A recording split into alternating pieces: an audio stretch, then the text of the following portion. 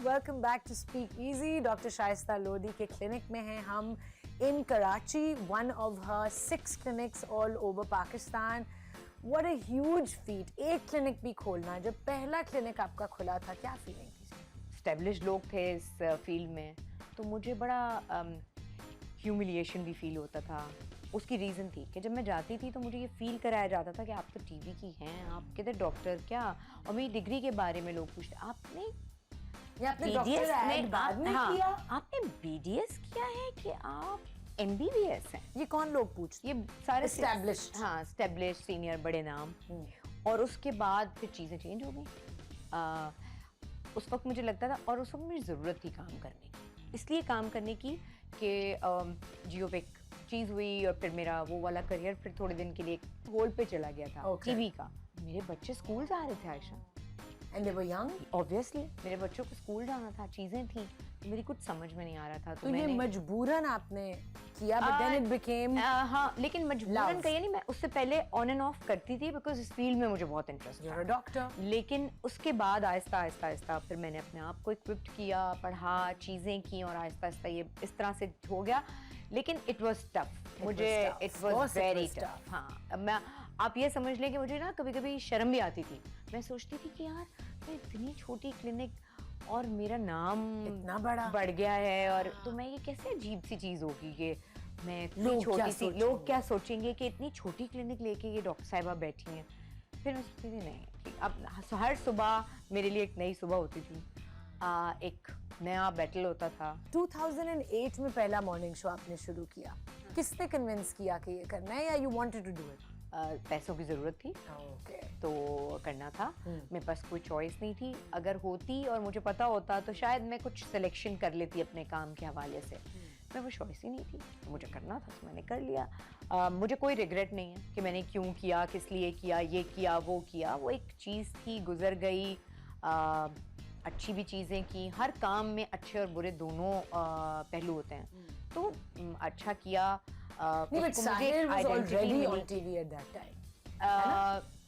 हाँ, वो आज थे। इंडस पे मुझे याद है मॉर्निंग शो शुरू किया, he was doing a show, he interviewed me as well।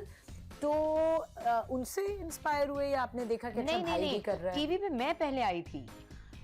मैं टीवी पे मैं पहले आई थी आयशा। मैं तो कॉलेज जाती थी, और कॉलेज जाते मैंने इंडस ज्वाइन किया था।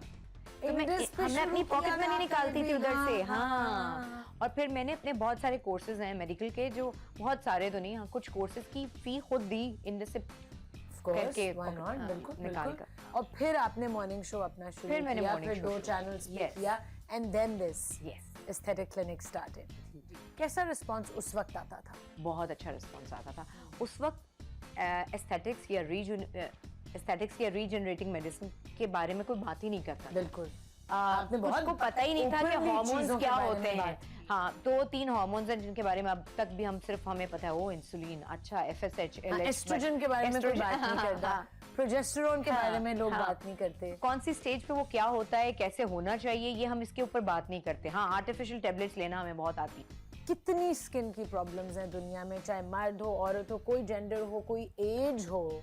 आपकी जो चेहरा है वो सबसे पहले आपका एक आइडेंटिटी आई वुड से बनती है।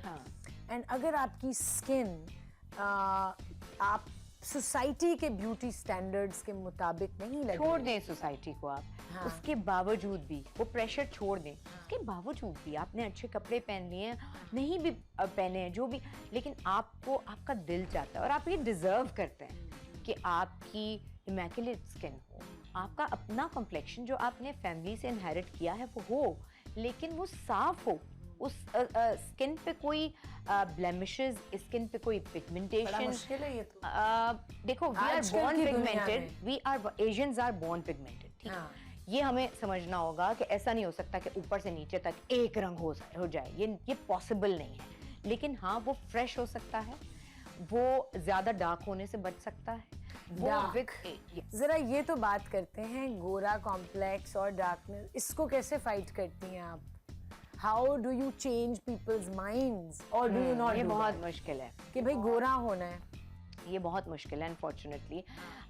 और मार्केट भी चूंकि ये पल्स है ना, तो इसलिए कि जैसे अगर आप गोरे होने के इंजेक्शंस के बारे में बात करें, तो सालों उसको से बात दुनिया हो रही नहीं है। बोलती गोरे होने के इंजेक्शंस, हम बोलते हैं। अच्छा हम बोलते हैं, हाँ, हाँ, पाकिस्तान क्योंकि हमें और गोरा होना है। हाँ, हमारे जो 3-4 ममालिक हैं, यहाँ गोरा होने का जो ऑब्सेशन है ना, उसने इन इंजेक्शंस की मार्केट बढ़ाई है। वही कॉलोनियल माइंडसेट चला आ रहा है। जी जी वो जी obsession, जी, बिल्कुल। ऑब्सेशन। हाँ। लेकिन मैं निगेट नहीं कर रही, मैं उसको कोई ये नहीं बोल रही कि गलत है। भाई वो एक ऐसी चीज़ है जो आपकी बॉडी में जो एक्स्ट्रा फ्री रेडिकल्स पैदा हो रहे हैं, जो कि टॉक्सिक हैं, पॉइजनस हैं, जो कि आपके बाल को आपको एज करते हैं, आपकी स्किन को और टैन करते हैं, ख़राब करते हैं, आपकी नींद नहीं लाते, उन सारी चीज़ों को निकालते हैं ये injections.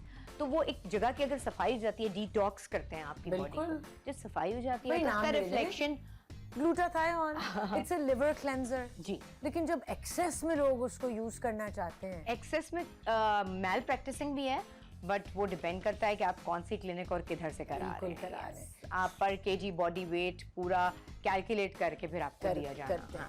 How do you deal with people जो कहते हैं, जो आपको बताते हैं कि ये आप करें हमारे साथ, एंड आप कहती हैं कि भाई नहीं, ये मैं अपनी प्रैक्टिस में मैं अलाउ नहीं अपने आप को कर मेरे साथ सकती। तो एक लैक्टेटिंग मदर जिसका 40 डेज का बेबी भी नहीं था, वो भी आके कहती है कि मुझे बाथरूम में इंजेक्शंस लगा दें। तो मैंने कहा नहीं, हम तो ये तो प्रेग्नेंट और लैक्टेटिंग मदर तो लग नहीं सकता। हाँ। तो उसने मुझे कहा, तो इट वाज स्टेटमेंट ये था कि आगे से कि ठीक है, तो मैं भी लगा लूँगी तो मेरा बच्चा भी गोरा हो जाएगा।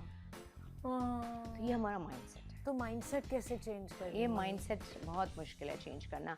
It needs evolution, it needs generations and generations to change their mindset. ऐसे but you can see change. हाँ, मुझे लगता है हमारी जनरेशन वो चेंज देख रही है अब थोड़ा सा, जो हमारे ग्रैंड मदर्स वो हम देखते आ रहे हैं, जनरेशनल उनका ट्रॉमा, जनरेशनल कंडीशनिंग, वो अब आके थोड़ी सी चेंज हो रही है। हम लोग पले बड़े ऐसे हैं कि हमें ये सिखाया गया है, लेकिन गलत सिखाया गया है वो। तो जो गिव अपने आप को कुर्बान कर दो बस। हाँ, और givers have no limit. Inside out, अंदर से भी अपने आप को किस तरीके से आपने भाई, आपकी स्किन जो है, every part of your body is connected to how you are feeling. आपका स्ट्रेस लेवल्स क्या है, what you are eating, how you are sleeping, what you are thinking, what is your lifestyle. ये सारी चीजें depend करती हैं। It's not only about getting injection done, नहीं, बाल, आपकी स्किन, आपका ये जो आपकी आंखों की सफेद जो जिल्द नजर आपकी आंखों के अंदर जो सफेद वाला, नहीं स्क्लेरा, हाँ, जो आपकी आंखों के अंदर सफेद हिस्सा है, वो आपके नेल्स, हर चीज बताती है कि आपकी क्या प्रॉब्लम है, जनरल हेल्थ क्या है, आपकी स्टेट क्या है हेल्थ की। पाकिस्तान में नहीं बल्कि पूरी दुनिया में polycystic ovary syndrome, and it's a very big thing, and that's why I want to speak about it.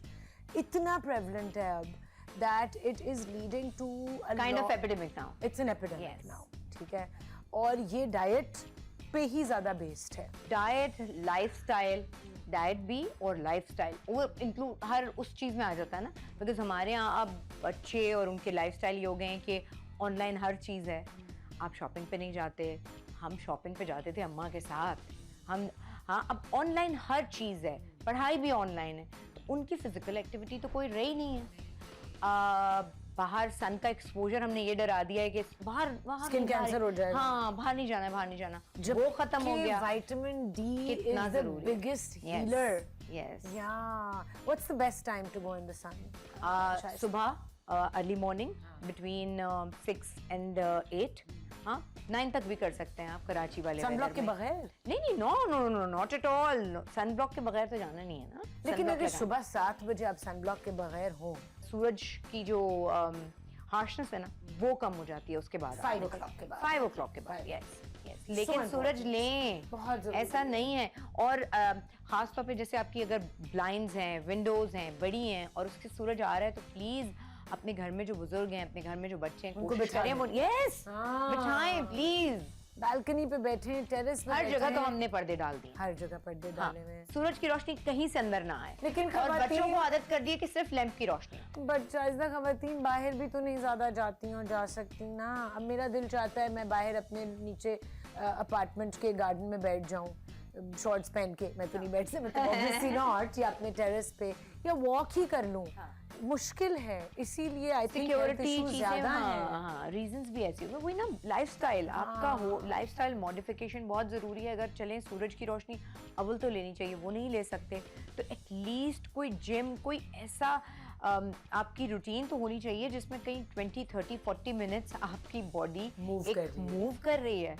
हमने सब खत्म हो गया ना। और फिर स्ट्रेसेस, इनके प्रेशर्स ही डिफरेंट है, इनके प्रेशर लेने के अंदाज इस जनरेशन के वो बहुत डिफरेंट है। Every other girl who steps in my clinic, आप उसको पीसीओ है बिल्कुल, और उसकी वजह से है। I'm saying it, I have polycystic ovary syndrome and मैं अपनी स्किन आप जो भी टॉपिकली करने, I have a great skin care brand, उसके रिजल्ट्स फिनोमिनल हैं।